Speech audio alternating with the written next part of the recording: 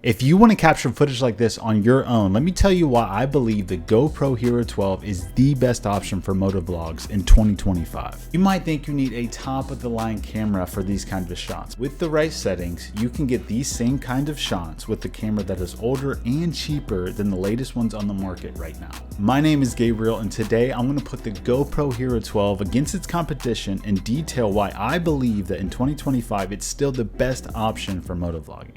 All right, we're going to compare against 4 different cameras. Starting off, number 1, the GoPro Hero 13. There is no need for those flagship features. Let me tell you why. First, the camera, the GoPro Hero 13, introduced a new battery type. It has the same processor, the GP2 processor, as the 12 and the 11. It also has the same image sensor as the 12 and the 11. This makes the GoPro Hero 12 accessories way cheaper. Right now, you can find it at a discount.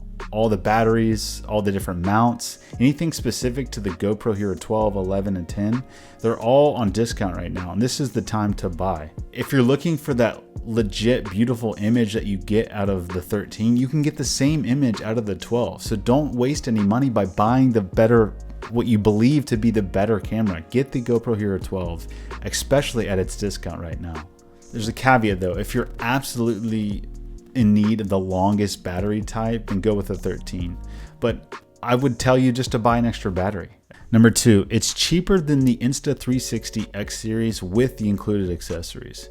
So let me break it down for you. The GoPro Hero 12 right now with the included accessories will come to about the same price as the base price of the Insta360 X Series. So if you're really wanting that 360-degree view, that sort of footage for your motovlogs, hands down, the Insta360 will be the best choice for you because there's no other camera that's really competing in that market.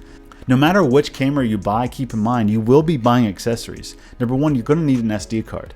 That's required. You have to record your footage to something. That's going to be necessary. That's going to be an additional cost. The ND filters, that's a necessary factor because if you want that real creamy motion blur in the background, you're going to need those. Your various mics, your extra batteries, and your charger, all those accessories are going to cost you more than you think. If you're looking to save a little money, this is still your best option. Number 3, the DJI Osmo Action Pro series requires registration out of the box. If you buy the product online, you get it shipped to your house, you open the box, you start using it. If you don't register that product within 5 uses, it'll brick your camera. This brings up the data privacy issue here. It requires you to make an account, give your information, suggest that you use their location data, the usage data. It allows you to connect to the internet, which allows it to connect to other devices on your network. Now, it's not like all other things don't do that, but specifically for this action camera, the GoPro Hero doesn't do that. It doesn't require you to register the product out of the box.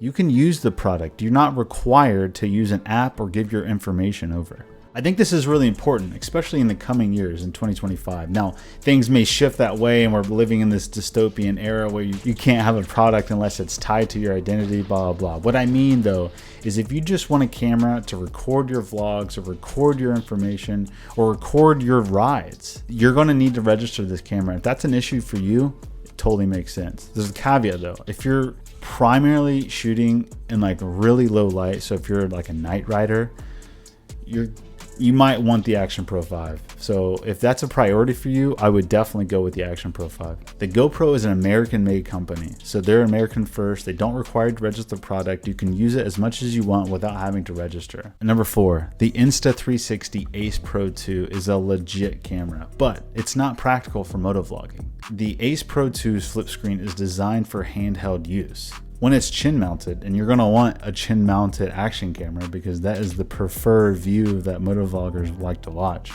the screen faces away from you. You literally can't see it while you're riding. You're not gonna be utilizing the flip feature on the Insta Ace Pro 2. It's just not practical for motovloggers, especially if the biggest touted feature is the fact that it uses that flip screen. Now, if you find yourself doing a lot of more handheld, if you want one camera, this one might be it. But if not, keep in mind that that flip screen isn't going to do anything for you while you're riding it. The GoPro Hero 12 gives you that creamy, that buttery motovlog quality without the premium price, without the privacy concerns, or without things that just aren't practical for motovlogging. Sometimes the best choice isn't the newest one, but the one that just works.